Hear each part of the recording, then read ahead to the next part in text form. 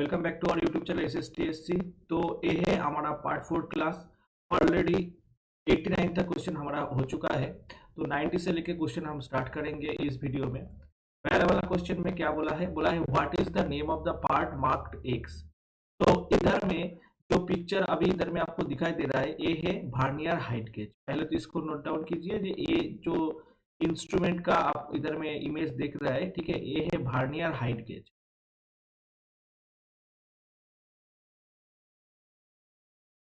ये vernier height gauge है। इसका ये नीचे वाला पोर्शन जो है जिसको हम बेस और स्टॉक बोलते हैं, एंड ये जो स्केल वाला जो हिस्से है इसको हम बोलते हैं बीम।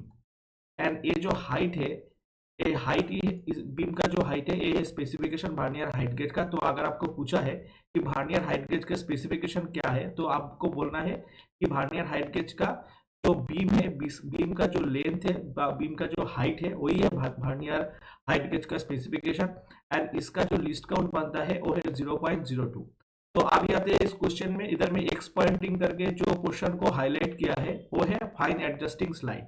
तो इधर में बोला है एक्स पोर्शन में जो जिस पर एरो है उसका नाम क्या है, तो इसका आपका आंसर होगा फाइन एडजस्टिंग स्लाइड।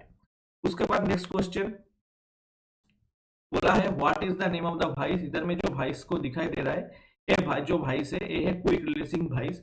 ज्यादातर स्टूडेंट्स को गलतफहमी होता है कि वो लोग भाबते हैं कि ये बेंच वाइस का पिक्चर है, लेकिन ये बेंच वाइस का पिक्चर नहीं है, ये है क्विक रिलीजिंग वाइस का पिक्चर, ठीक है। उसके बाद नेक्स्ट क्वेश्चन, पहले एक बात आपको मैं याद करा देता हूँ। बेंच वाइस जो है, बेंच वाइस का डिफरेंट पोर्शन का नाम मैंने बोला था कि बेंच वाइस का जो बॉडी है वो कास्ट आयरन से बना हुआ होता है। बेंच वाइस का जो जॉ है वो भी कास्ट आयरन से बना हुआ होता है। बेंच वाइस का जॉ प्लेट टूल स्टील से बना हुआ होता है। वाइस क्लैंप जो है वो टीन से बना हुआ होता है। बेंच वाइस का जो हैंडल है एंड स्पिंडल है वो माइल्ड स्टील से बना हुआ होता है। एंड उसका जो बॉक्स नट है वो फॉस्फोरस ब्रोंज से बना हुआ होता है, ठीक है। एंड बेंच वाइस का जो स्पिंडल है उसमें स्क्वायर थ्रेड रहते हैं, क्योंकि स्क्वायर थ्रेड का हाई फ्रिक्शनल रेजिस्टेंस है। एंड बेंच वाइस ग्राउंड से 106 सेंटीमीटर और एल्बो लेवल में फिट होता है। ये जो वाइस है बेंच वाइस, ये आपको फिटिंग शॉप में मिलते हैं, ठीक है। तो ये जो मैंने रिलेटेड क्वेश्चन पहले क्लास में बताया था, फिर से रिपीट किया हूं, इसको आपको नोट डाउन करके रखना पड़ेगा। उसके बाद नेक्स्ट एक पिक्चर के ऊपर क्वेश्चन है what is the name of the part marked x. तो पहले तो ये जो फाइल का आपका इमेज दिखाई दे रहा है, ये जो फाइल है ये है हैंड फाइल, जिसका दूसरा नेम है सेफेज फाइल। क्योंकि आप देख सकते हैं इसका जो एज पोर्शन है, इसमें इस ये जो विजिबल जो एज है, इधर में एक और भी एज है, इधर में एक एज है। तो ये जो एज है इसमें कोई टीथ काटा हुआ नहीं है, तो काटा हुआ टीथ नहीं है, तो ये है सेफेज फाइल। क्योंकि सेफेज फाइल का एक एज जो है वो सिर्फ रहते हैं, उसमें कोई टीथ कटिंग नहीं रहते हैं। तो एक सेवेज फाइल का एग्जांपल है। एंड सेवेज फाइल का जो एक्सपोर्शन का जो मार्किंग है वो किसको इंडिकेट कर रहा है, ये सेवेज को इंडिकेट कर रहा है, ठीक है। क्योंकि इधर में कोई टीथ नहीं है, ये है हैंडल वाला पोर्शन, इसको आप बोल सकते हैं। ये जो पोर्शन है ये है हिल वाला पोर्शन। हिल के पीछे वाला जो पोर्शन है इसको हम टैंक बोलते हैं। सामने वाला हिस्से को हम बोलते हैं क्या, पॉइंट। एंड जो पॉइंट से लेके हिल तक जो डिस्टेंस है उसको बोलते हैं लेंथ। तो अगर आपको बोला है कि एक 6 इंच का फाइल का लेंथ किस कहां से लेके कहां तक आपको मेजर करना है, तो पॉइंट से लेके आपको हिल तक इसको मेजर करना पड़ेगा। एंड ये जो वाला पोर्शन है जिसमें कार्ब वाला सेक्शन है, इसको हम बोलते हैं क्या, शोल्डर। शोल्डर बोलते हैं हम। एंड हैंडल का ये जो सामने वाला हिस्से है जिसपे मेटेलिक कवर रहते हैं, इसको बोलते हैं फेरुल। तो ये जो डिफरेंट पॉइंट मैंने बताया इसको आपको नोट डाउन करना पड़ेगा। एंड ये जो ऊपर वाला जो हिस्से है जहां पर टीथ काटा हुआ रहते हैं उसको फेस हम बोलते हैं। एंड ये जो सेप सिंगल कट, इधर में आप देख सकते हैं कि row of teeth single row में है, तो इसीलिए इसको हम सिंगल कट फाइल भी बोलते हैं। एंड सिंगल कट फाइल का रो ऑफ टीथ जो है वो 8 से 60 डिग्री में कटा हुआ रहते हैं। उसके बाद नेक्स्ट क्वेश्चन में बोला है what is the name of the operation. तो ये जो इंस्ट्रूमेंट है ये है आपका ट्राई स्क्वायर, जिसका एक्यूरेसी है 0.002 mm पर 10 mm लेंथ, पर 100 नहीं 10 mm लेंथ में इसका एक्यूरेसी है 0.002 mm। यानी जो ट्राई स्क्वायर किस किस काम के लिए इस्तेमाल होता है, राइट एंगल को चेक, अगर जो आपका एक सरफेस के हिसाब से दूसरा सरफेस जो है वो राइट एंगल में है कि नहीं उसको चेक करने के लिए, एज के हिसाब से पैरेलल लाइन ड्रॉ करने के लिए। एंड इधर में जो पिक्चर आपको दिखाई दे रहा है फ्लैटनेस चेक हो रहा है। तो इधर में बोला है what is the name of the operation, कौन सा ऑपरेशन हो रहा है टी स्क्वायर के हेल्प से, तो ये आपका क्या आंसर होगा? ट्राई स्क्वायर, टी स्क्वायर नहीं है, ट्राई स्क्वायर है, ठीक है, ये ट्राई स्क्वायर है। स्क्वायर तो दूसरा बात है, ड्राइंग करने के लिए हम इस्तेमाल करते हैं। तो ये तो है ट्राई स्क्वायर। ट्राई स्क्वायर से कौन सा ऑपरेशन इधर में हो रहा है? इधर में फ्लैटनेस चेक हो रहा है, ठीक है। तो आपका करेक्ट आंसर हो जाएगा ऑप्शन बी वाला जो ऑप्शन है। उसके बाद नेक्स्ट क्वेश्चन में बोला है which marking media is applied rough forging and casting job. तो rough forging and casting job के ऊपर जो मार्किंग मीडिया हम अप्लाई करते हैं वो है व्हाइट वॉश, ठीक है। उसके बाद प्रूशियन ब्लू जो है वो है मशीन फिनिश सरफेस के ऊपर हम इस्तेमाल करते हैं। एंड ये जो कॉपर सल्फेट मार्किंग मीडिया है वो बहुत ही पॉइजनस है, इसी के लिए इसको केयरफुली हैंडल करना पड़ता है। तो इधर में बोला है राफ फोर्जिंग और कास्टिंग जॉब के ऊपर कौन सा मार्किंग मीडिया हम अप्लाई करते हैं, तो आपका करेक्ट आंसर निकल के आएगा ऑप्शन ए जो है व्हाइट वॉश। और चॉक पाउडर भी हो सकते हैं। उसके बाद which is used to finish and resharpen the divider point. तो डिवाइडर को पॉइंट जो है उसको, एक डिवाइडर का जो पॉइंट है ऐसे करके डिवाइडर को पॉइंट को रीशार्पनिंग करने के लिए हम इस्तेमाल करते हैं ऑयल स्टोन। एंड ये जो डिवाइडर का जो पॉइंट है इसी को रेस्ट करने के लिए जो पांच हम लगाते हैं उस पांच का नाम है प्रिक पांच। डिवाइडर का पॉइंट को रेस्ट करने के लिए जिस पांच को हम अप्लाई करते हैं वो है प्रिक पांच, जिसका पॉइंट एंगल का वैल्यू क्या है 30 डिग्री। इसको आपको नोट डाउन करके रखना पड़ेगा। एंड ये जो कैलिपर है इसका एक्यूरेसी क्या है 0.5 mm। कोई भी कैलिपर जो है उसका एक्यूरेसी क्या है 0.5 mm। इसको आपको नोट डाउन करके रखना पड़ेगा। उसके बाद नेक्स्ट क्वेश्चन में पूछा है what is use of the bevel protractor. तो देखिए प्रोटेक्टर का मतलब, प्रोटेक्टर से हम क्या कर सकते हैं, प्रोटेक्टर के हेल्प से हम एंगल को मेजर कर सकते हैं। तो बीवेल प्रोटेक्टर का काम क्या होगा? बीवेल प्रोटेक्टर का काम है तो मेजर करना, किसको मेजर करना? एंगल को मेजर करना, इसीलिए करेक्ट आंसर निकल के आएगा ऑप्शन सी। नेक्स्ट में पूछा है ये जो फाइल आपको दिखाई दे रहा है ये है टिंकर फाइल, ठीक है। तो ये जो फाइल है इसका नेम है टिंकर फाइल, जो ऑप्शन सी बी में बोला है टिंकर फाइल। ये जो फाइल आपको दिखाई दे रहा है ये है टिंकर फाइल। एंड जो टिंकर फाइल का देखिए ये जो टीथ जो है इसका बॉटम सेक्शन में रहते हैं, अपर सेक्शन में टीथ नहीं रहते। तो आपका अगर पूछा है कि टिंकर फाइल में कौन सा फेस में टीथ रहते हैं, तो टिंकर फाइल का बॉटम वाला हिस्से जो है उस पर टीथ काटा हुआ रहते हैं। एंड ये जो टिंकर फाइल है ये ऑटोमोबाइल इंडस्ट्री में ज्यादातर यूज होता है। तो इसको आपको नोट डाउन करना है कि ये जो फाइल का जो इमेज है ये टिंकर फाइल है, इसमें का बॉटम सेक्शन में टीथ काटा हुआ रहते हैं।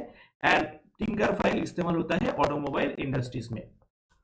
नेक्स्ट क्वेश्चन में पूछा है which device is used for holding hollow and cylindrical job. तो hollow job and cylindrical job को होल्ड करने के लिए कौन सा आपका होल्डिंग डिवाइस जो है इस्तेमाल करना पड़ेगा? वो है पाइप वाइज। हॉलो जॉब और सिलिंड्रिकल जॉब जो है उसको होल्ड करने के लिए हम पाइप वाइज जो है उसको हम इस्तेमाल करते हैं। तो करेक्ट आंसर आ गया option B. Next question what is the pitch of hacksaw blade used to cut the conduit and other thin tube. तो हेक्सोब्लेड का पिच क्या होता है? ये है हेक्सोब्लेड का टीथ, ठीक है। तो एक हेक्सोब्लेड के टीथ से उसका बगल वाला जो हेक्सोब्लेड जो का जो टीथ है, एक ही हेक्सोब्लेड का जो जो अगल बगल जो टीथ है उसका सिमिलर पॉइंट का, दोनों सिमिलर पॉइंट का डिस्टेंस को हम पिच बोलते हैं। जैसे कि ये है क्रिस्ट, एक क्रिस्ट से लेकर दूसरा वाला जो बगल वाला क्रिस्ट है उसका डिस्टेंस पिच बोल सकते हैं। एंड ये है क्या? Root.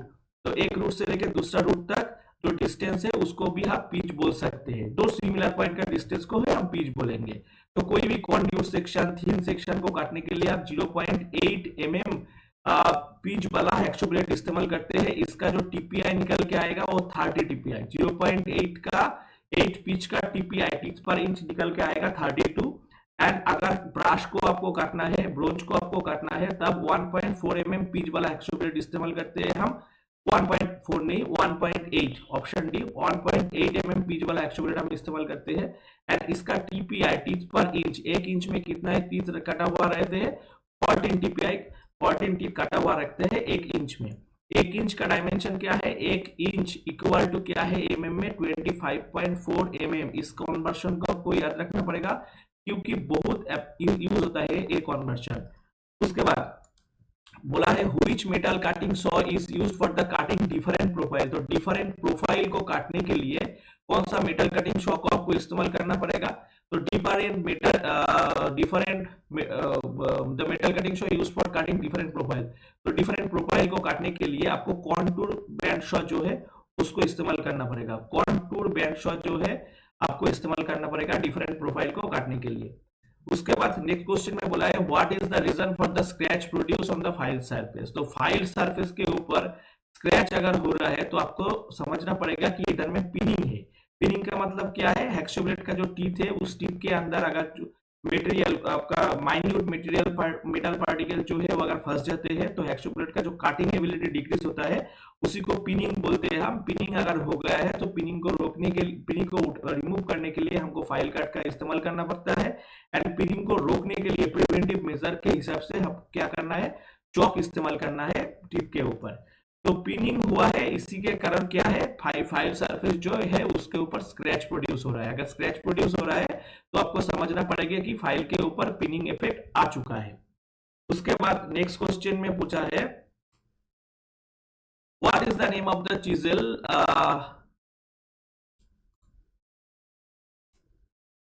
Question number 103, why slight convexity is given on the face of the hammer. Hammer के फेस के ऊपर स्लाइटली कॉन्वेक्सिटी क्यों हम प्रोवाइड करते हैं। तो हैमर जो है इसका जो फेस है नीचे वाला हिस्से, इसके ऊपर ऐसे करके शेप रहते हैं। ये जो कॉन्वेक्सिटी हम प्रोवाइड करते हैं डिगिंग को अवॉइड करने के लिए, ठीक है। तो इसका कार्य करने से क्या हो जाएगा, टू अवॉइड डिगिंग। यानी जो कॉन्वेक्सिटी जो है, अगर आपको बोला है कि पुली के ऊपर भी एक कॉन्वेक्सिटी प्रोवाइड करते हैं जो बेल्ट को सेंटर में लाने के लिए हम इस्तेमाल करते हैं। इसी कॉन्वेक्सिटी को प्रोवाइड करने का जो ये जो कॉन्वेक्स शेप है इसको क्या हम बोलते हैं, क्राउनिंग बोलते हैं। अगर पुली के अपर सरफेस में कॉन्वेक्स शेप हम प्रोवाइड करते हैं तो उसको हम क्राउनिंग बोलते हैं। उसके बाद नेक्स्ट क्वेश्चन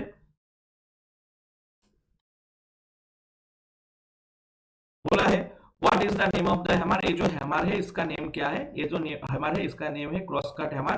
क्योंकि देखिए ये जो हैमर का एक्सिस है, ठीक है, ये है हैमर का एक्सिस एंड इसके साथ ये जो हैमर का जो पिन है, ये ऊपर वाला तो फेस है, ये जो पिन है पिन का एक्सिस जो है एक्रॉस में है, तो इसी के लिए इसको क्रॉस पिन हैमर भी हम बोल सकते हैं। क्रॉस पिन हैमर किस काम के लिए इस्तेमाल होता है, क्रॉस पिन हैमर जो है वो मेटल को वन डायरेक्शन में फ्लो करने के लिए, जैसे कि ऐसे करके कुछ इमेज को आपको दिखने को मिलेगा, ठीक है। ऐसे करके एक पिक्चर देके आपको बोला है तो ये जो ऑपरेशन है कौन सा हैमर से किया है, तो आपको एक आंसर लगाना पड़ेगा क्या, क्रॉस काट हैमर। क्रॉस काट हैमर से हम ऐसे करके मेटल को वन डायरेक्शन में स्प्रेड कर सकते हैं, मेटल को हैमरिंग करने के। तो ये जो ऑपरेशन है ये भी क्रॉस पिन हैमर से हुआ है। ये जो क्रॉस पिन हैमर का आपको ग्राफिक्स इधर में दिखाई दे रहा है। एंड ये जो हैमर है इसका नाम है क्रॉस पिन हैमर, क्योंकि ये जो हैमर का हैंडल है इसके हिसाब से इसका पिन जो है एक्रॉस में है, इसीलिए इसको हम क्रॉस पिन हैमर बोल सकते हैं। उसके बाद हम आगे बढ़ेंगे नेक्स्ट क्वेश्चन के ऊपर। नेक्स्ट क्वेश्चन में बोला है, what is the name of the angle between the axis of the chisel and the job surface. Chisel का जो एक्सिस है उसके साथ जॉब का जो एंगल है, तो उसको उसके इधर में बोला what is the name of the angle between the axis of the chisel and the job surface. तो देखिए जॉब सरफेस, इसको दिखाने के लिए आपको एक इमेज को दिखाना पड़ेगा। इस इमेज को पहले दिखा लेता हूं। ये रहा इमेज, इधर में आपको क्लियरली दिखना पड़ेगा कि ये जो नीचे वाला हिस्से है इसको जॉब सरफेस हम बोलते हैं। तो अब ये जो है ये है आपका चिजल का एक्सिस। तो चिजल के एक्सिस से लेके जॉब के अपर सरफेस तक जो एंगल होता है इसको हम बोलते हैं एंगल ऑफ इंक्लाइनेशन। क्या बोलते हैं हम, angle of inclination.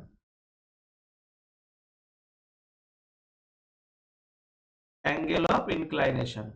And chisel का बॉटम वाला हिस्से जो है, जो बॉटम वाला हिस्सा है, बॉटम वाला हिस्से से जॉब के अपर सरफेस का जो एंगल है उसको हम बोलते हैं क्लियरेंस एंगल।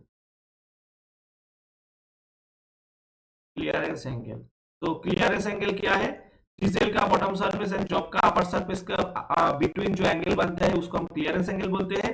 एंड चिजल का एक्सिस से लेके जॉब के टॉप सरफेस तक जो एंगल होता है उसको हम एंगल ऑफ इंक्लिनेशन बोलते हैं। अगर क्लियरेंस एंगल ज्यादा है तो ये जो टूल जो है जॉब के अंदर ज्यादा घुसेगा, क्लियरेंस एंगल कम है तो जॉब के ऊपर से फिसल जाएगा। तो इसको आपको नोट डाउन करके रखना पड़ेगा।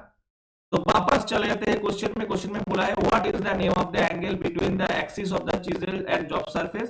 तो चिजल का एक्सिस एंड जॉब सरफेस का अंदर जो एंगल होता है उसको हम बोलते हैं क्या, एंगल ऑफ इंक्लाइनेशन। उसके बाद नेक्स्ट क्वेश्चन में बोला है what is the property of the metal that permit no permanent distortion. कोई भी परमानेंट डिस्टोर्शन नहीं प्रोवाइड करते हैं बिफोर बेकिंग। बेकिंग करने के पहले उसका कोई डिफॉर्मेशन, कोई विकृति नहीं होता है। कौन सा धर्म के लिए, तो इसका आंसर करेक्ट आंसर हो जाएगा ब्रिटिलनेस। एंड ये जो ब्रिटिलनेस है इसका जो रिवर्स, इसका जो ऑपोजिट प्रॉपर्टी है वो है डक्टिलिटी, ठीक है। इसका जो रिवर्स प्रोसेस है वो है डक्टिलिटी। उसके बाद नेक्स्ट क्वेश्चन बोला है name the part marked X in the depth micrometer. तो ये जो पिक्चर आपको दिखाई दे रहा है तो डेप्थ माइक्रोमीटर है। डेप्थ माइक्रोमीटर का जो एक्स वाला पोर्शन है किसको इंडिकेट कर रहा है? ये है लॉक नट को इंडिकेट कर रहा है। ठीक है, ये है डेप्थ नट, डेप्थ माइक्रोमीटर जिसका लिस्ट काउंट है 0.01 mm एंड इसका जो एक्स वाला हिस्से है इसको किसको इंडिकेट कर रहा है? ये इंडिकेट कर रहा है लॉक नट को। उसके बाद next, why the hand taps are chamfered at the lead. तो ये जो हैंड रिमर है एंड जो हैंड टैप्स जो है इसके सामने वाला हिस्से ऐसे करके टैप आपका टेपर रहते हैं। ठीक है, ऐसे करके टेपर रहते हैं। तो ये क्यों के लिए टेपर रहते हैं? आपको अगर ये टेपर नहीं रहेगा तो आपको ज्यादा फोर्स लगेगा होल के अंदर इसको इंसर्ट करने के लिए। तो हैंड टैप्स जो है इसमें चैम्फर्ड रहते हैं। इसका जो अपर वाला हिस्से है, इसका जो सामने वाला जो हिस्से है बिबेल शेप रहते हैं, उसको हम चैम्फर बोलते हैं। किसके लिए करते हैं हम? प्रॉपर अलाइनिंग करने के लिए हम करते हैं। तो इसका करेक्ट आंसर हो जाएगा ऑप्शन ए। नेक्स्ट क्वेश्चन में बोला है what is the name of the drilling machine. ये तो एक ड्रिलिंग मशीन का इमेज है। इस ड्रिलिंग मशीन किस काम के लिए इस्तेमाल होता है? ये जो ड्रिलिंग मशीन इसका नेम क्या है? इधर में बोला है pillar drill, gang drill, bench drill, radial drilling. तो इसका करेक्ट आंसर हो जाएगा ऑप्शन ए, क्योंकि ये है एक पिलर ड्रिलिंग मशीन का ग्राफिकल रिप्रेजेंटेशन। उसके बाद देखिए एक न्यूमेरिकल है, इसके लिए इसको थोड़ा सा जूम करना पड़ेगा। इधर में बोला है आपको रीडिंग निकालने के लिए। तो देखिए इसको रीडिंग निकालने के लिए आपको एक बात समझना पड़ेगा। पहले तो देखिए इधर में बोला है ये माइक्रोमीटर जो है ब्रिटिश माइक्रोमीटर। ठीक है, ये माइक्रोमीटर जो है ब्रिटिश माइक्रोमीटर। तो इस ब्रिटिश माइक्रोमीटर का आपका 0 से लेके 1, 1 से लेके 2, 2 से लेके 3 ऐसे करके इक्वल डिस्ट्रीब्यूशन है। एंड ये जो 0 से लेके अगर 1 तक आएंगे तो आपको 0.1 इंच जो है आप क्रॉस करेंगे। 1 से लेके 2 आएंगे तो उसके बाद 0.1 भी क्रॉस करेंगे। 2 से लेके 3 आएंगे तो ऐसे करके 0.11 क्रॉस कर करके आपको जाना पड़ेगा। तो 0 से लेके 1 तक अगर 0.1 है तो इसमें देखिए 0 से लेके 1 तक 4 डिवीजन है, 1 2 3 4। तो 0 से लेके 1 तक अगर 0.1 है तो इसके अंतर्गत अगर 4 डिवीजन है तो एक एक डिवीजन का वैल्यू क्या हो जाएगा? एक एक डिवीजन का वैल्यू हो जाएगा 0.025। ठीक है, एंड ये जो माइक्रोमीटर है इसका इधर में जो स्केल है इसको हम क्या बोलते हैं? थिम्बल स्केल और सर्कुलर स्केल। इस सर्कुलर स्केल का एक एक घर का जो वैल्यू आएगा वो है 0.001। ठीक है, तो आप आते हैं रीडिंग कैसे लेता है। तो इस जो माइक्रोमीटर है इस माइक्रोमीटर से हम रीडिंग के लेने के लिए पहले आपको देखना पड़ेगा इसका सर्कुलर स्केल मेन स्केल को कितना तक क्रॉस किया है। तो मेन स्केल का देखिए 3 तक क्रॉस किया है। उसके बाद एक sub division 2 sub division cross किया है। तो 3 तक आपको एक एक 0 से लेकर 1 है 0.1, 1 से लेकर 2 0.2, उसके बाद 3 तक 0.3 होगा। तो 3 से आपको कितना मल्टीप्लाई करना पड़ेगा? 0.1 के। उसके बाद कितना सब डिविजन क्रॉस किया है? 2 सब डिविजन क्रॉस किया है तो इसको 2 आएगा। और एक एक सब डिविजन का वैल्यू हम कैसे निकाला? 0.025 निकाला। उसके बाद इधर में देखिए सर्कुलर स्केल कितना डिवीजन क्रॉस किया है? सर्कुलर डिवीजन 9 डिवीजन क्रॉस किया है। एक एक डिवीजन का वैल्यू क्या है? 0.001।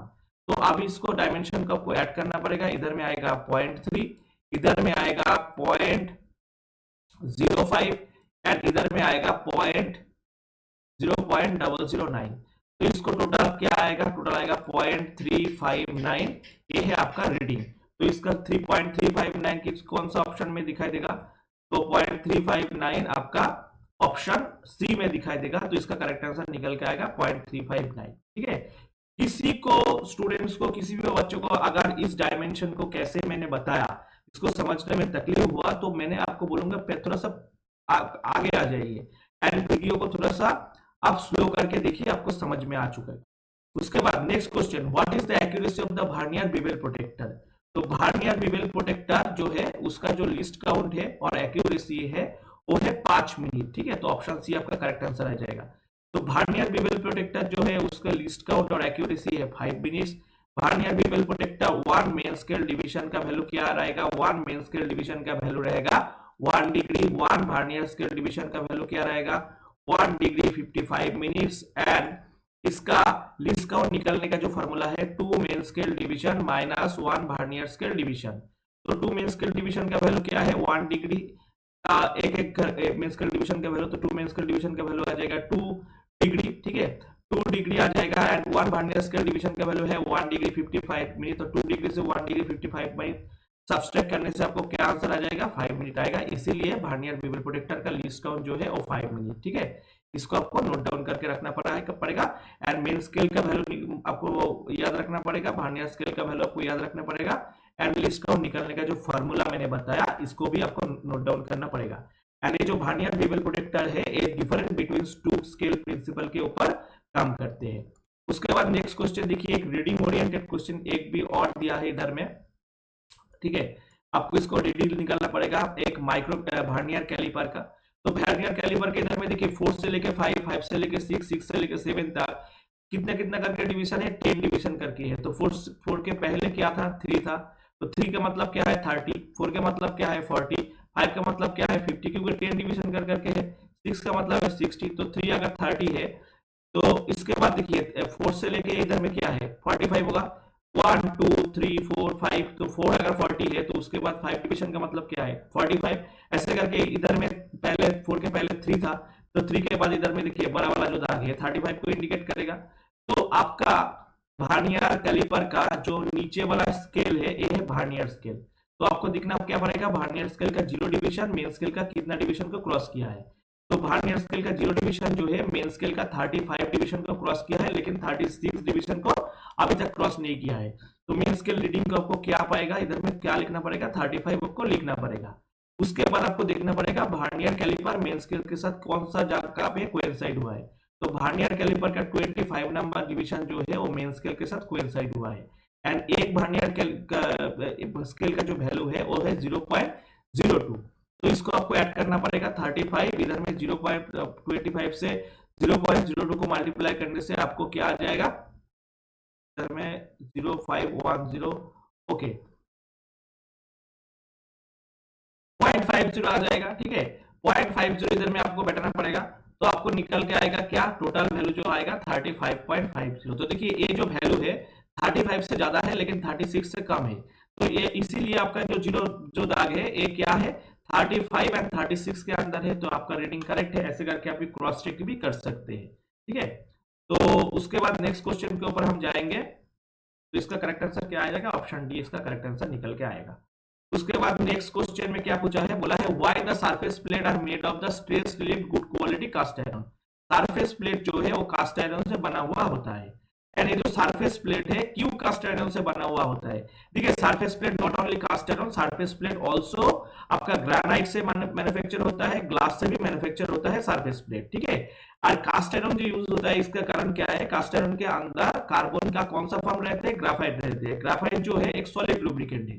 ठीक है, तो इसका सेल्फ लुब्रिकेंट प्रॉपर्टी बन जाता है।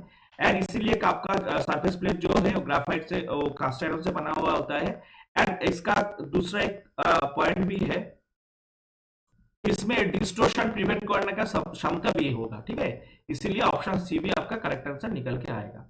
उसके बाद नेक्स्ट क्वेश्चन में क्या बोला है what is the main advantage of the adjustable parallel block. तो एडजस्टेबल पैरेलल ब्लॉक का जो मेन एडवांटेज है वो क्या होगा, डिफरेंट हाइट में हम इसको सेट कर सकते हैं। तो इसका करेक्ट आंसर हो जाएगा ऑप्शन डी जो है to set different height. Different height में इसको हम सेट कर सकते हैं। उसके बाद नेक्स्ट क्वेश्चन में बोला है why which part of the universal surface gauge. Universal surface gauge का कौन सा हिस्सा जो है स्काइपर को रिक्वायर्ड पोजीशन में एग्जैक्टली सेट करने के लिए आप इस्तेमाल कर सकते हैं। तो देखिए इधर में बोला है यूनिवर्सल सरफेस गेज, पहले इसको आपको अंडरलाइन करना पड़ेगा। ठीक है, इसको सरफेस गेज के साथ आप एक साथ आपको एक नी करना है। इधर में बोला है which part of the universal surface gauge. Universal surface gauge का नीचे वाला में जो बेस है इसमें ऐसे करके ग्रुप रहते हैं। ठीक है, तो इधर में बोला है which part of the universal surface gauge is used to set the scriber at required position. तो यूनिवर्सल सरफेस गेज का जो कौन सा हिस्से जो है आपका स्क्राइबर को रिक्वायर्ड पोजीशन में होल्ड करने के लिए इस्तेमाल होता है। तो इसका करेक्ट आंसर निकल के आएगा फाइन एडजस्टिंग स्क्रू। ठीक है, तो फाइन एडजस्टिंग स्क्रू आपका करेक्ट आंसर हो जाएगा। एंड सरफेस गेज का जो स्क्राइबर को होल्ड करने के लिए जो इस्तेमाल होता है वो है स्नग। उसके बाद नेक्स्ट क्वेश्चन में बोला है कन्वर्ट 1 मीटर इनटू मिलीमीटर। तो 1 मीटर को मिलीमीटर में कन्वर्ट करना है। तो 1 मीटर का मतलब क्या है 1000 मिलीमीटर। ठीक है, तो ऑप्शन सी आपका करेक्ट आंसर निकल के आएगा कि 1 मीटर बराबर है 1000 मिलीमीटर। उसके बाद नेक्स्ट क्वेश्चन के ऊपर हम आगे बढ़ेंगे।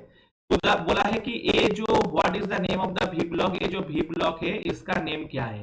तो देखिए ये जो वी ब्लॉक है इसका ग्रुप जो है, दोनों ग्रुप लेके एक पेयर ग्रुप माना जाता है, ठीक है। एंड ये जो है इसको सिंगल लेवल बोलता है। अगर इधर में ऐसे करके एक और होता है तो डबल हम लेवल बोलते हैं, लेकिन इधर में एक लेवल है तो इसको लिए एक लेवल हम बोलेंगे। एंड दोनों ग्रुप लेके एक पेयर ऑफ ग्रुप हम बोलेंगे। तो ये है सिंगल लेवल सिंगल ग्रुप। तो इसका करेक्ट आंसर क्या आ जाएगा, इधर इसका करेक्ट आंसर आ जाएगा single level single group B block, जो ऑप्शन बी में आपको दिखाई देगा। उसके बाद नेक्स्ट क्वेश्चन बोला है what is the name of the part marked X in the combination set. तो कॉम्बिनेशन सेट का ये जो एक्स वाला हिस्से है, इस एक्स वाला हिस्से का नेम क्या है। तो कॉम्बिनेशन सेट का जो एक्स वाला हिस्सा है इसका नाम है स्क्राइबर। तो ऑप्शन बी आपका करेक्ट आंसर निकल के आएगा। उसके बाद बोला है which caliper is used to find the centre of the round bar. कोई भी राउंड बार है उसको सेंटर को लोकेट करने के लिए कौन सा कैलिपर जो है हम इस्तेमाल करते हैं। तो राउंड बार का सेंटर को लोकेट करना, पेज के हिसाब से पैरेलल लाइन ड्रॉ करने के लिए हम जेनी कैलिपर हम इस्तेमाल करते हैं। एंड ये जो जेनी कैलिपर है इसका टोटल 4 नेम है। एक तो है जेनी कैलिपर, दूसरा नेम है ऑडलेग कैलिपर, तीसरा नेम है लेगेंड पॉइंट कैलिपर, चौथा नेम है हर्माफ्रोडाइट कैलिपर, ठीक है। तो इसको आपको याद रखना पड़ेगा। उसके बाद नेक्स्ट क्वेश्चन की ओर आएंगे। बोला है what is the name of the angle marked x. तो देखिए इधर में जो एंगल है ये है चीजेल का एक्सिस के साथ जो आपका टॉप सरफेस के ऊपर का एंगल, ठीक है।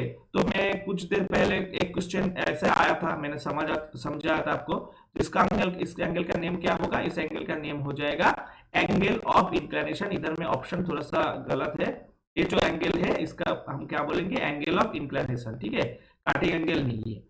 एंड इधर में ये जो एंगल है अल्फा जो है क्लियरेंस एंगल जो है चीजेल का बॉटम सरफेस एंड जो आपका टॉप सरफेस का अंदर एंगल, ठीक है।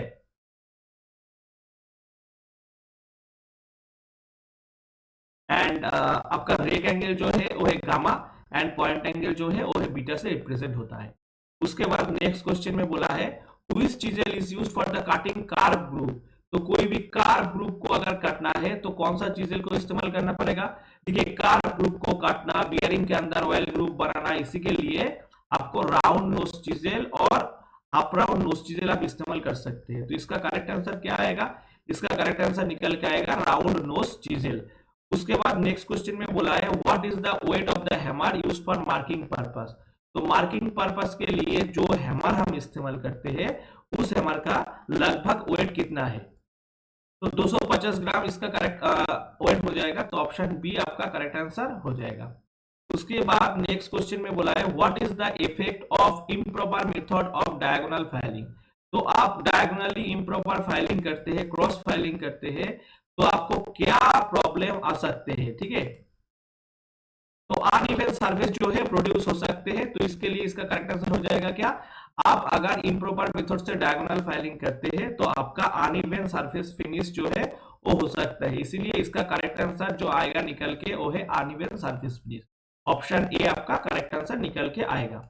उसके बाद नेक्स्ट क्वेश्चन में बोला है which chisel is used to remove the excess metal from the welded joint and casting. तो कास्टिंग से, वेल्डिंग जॉइंट से अगर आपको ज्यादा से ज्यादा मेटल को रिमूव करना है तो आपको कौन सा चीजेल का इस्तेमाल करना पड़ेगा। तो आपको ज्यादा मटेरियल रिमूव करना है तो फ्लैट चीजेल को इस्तेमाल करना पड़ेगा।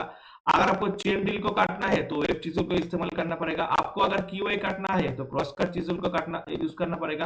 आपको अगर बियरिंग के अंदर ऑयल ग्रुप बनाना है तो आपको हाफ राउंड चीजेल इस्तेमाल करना पड़ेगा। तो आपको पहले से एक बार मैं बताता हूँ, इसका आंसर होगा फ्लैट चीजेल। वेब चीजल आपको किस काम के लिए इस्तेमाल होगा, वेब चीजल आपको इस्तेमाल होगा अगर आपको चेन ड्रिल है, ऐसे ऐसे करके बाजू बाजू में पर आपका कोई ड्रिल है तो इसको हम चेन ड्रिल बोलते हैं। तो इस चेन ड्रिल को काटने के लिए वेब चीजेल, जिसका दूसरा नेम है पांचिंग चीजेल, हम इस्तेमाल करते हैं। क्रॉस कट चीजेल जो है वो कीवे बनाने के लिए इस्तेमाल होता है। एंड हाफ राउंड चीजेल और राउंड नोज चीजेल जो है कार्ब सरफेस को चिजलिंग करने के लिए या तो फिर बियरिंग के अंदर ऑयल ग्रुप बनाने के लिए हम हाफ राउंड चीजेल और हाफ राउंड नोज चीजेल जो है हम इस्तेमाल करते हैं। उसी के बाद नेक्स्ट क्वेश्चन में बोला है what is the name of the file. ये जो फाइल आपको दिखाई दे रहा है, ठीक है, इस फाइल का नेम क्या है। बहुत ही इंपॉर्टेंट क्वेश्चन। देखिए टिंकर फाइल के बारे में पहले मैं आपको बोला था कि टिंकर फाइल ऑटोमोबाइल शॉप में इस्तेमाल होता है, ठीक है। एंड क्रॉसिंग जो है, क्रॉसिंग फाइल, देखिए रोटरी फाइल जो है, पैरेट फाइल जो है, इसके बारे में आपको आगे डिस्कशन आपको मैं करूंगा डिटेल में। अभी जानना है कि ये जो फाइल है, जिस फाइल आपको दिखाई दे रहा है, इस फाइल का नेम क्या है? इस फाइल का नेम है रोटरी फाइल, ठीक है। And parrot file, rotary file के बारे में ब्रीफ डिस्कशन आपको बाद में मिलेगा, ठीक है। एंड फाइल करने का जो डिफरेंट प्रोसेस है उसमें आपको जानना पड़ेगा। फाइल करने का प्रोसेस जो है state filing, cross filing and draw filing, ठीक है। फाइल करने का जो प्रोसेस, देखिए फाइल होता है इंस्ट्रूमेंट का नाम, एंड फाइलिंग जो है वो प्रोसेस, फाइल से आप कैसे फाइलिंग करते हैं उस प्रोसेस का नाम होता है फाइलिंग, ठीक है। तो आज के लिए इतना ही, एंड खूब जल्दी नेक्स्ट क्लास लेके मैं आता हूं। तब तक के लिए आपका प्रिपरेशन अच्छा करके जारी रखिए। थैंक्स फॉर वॉचिंग, मिलते हैं नेक्स्ट क्लास में।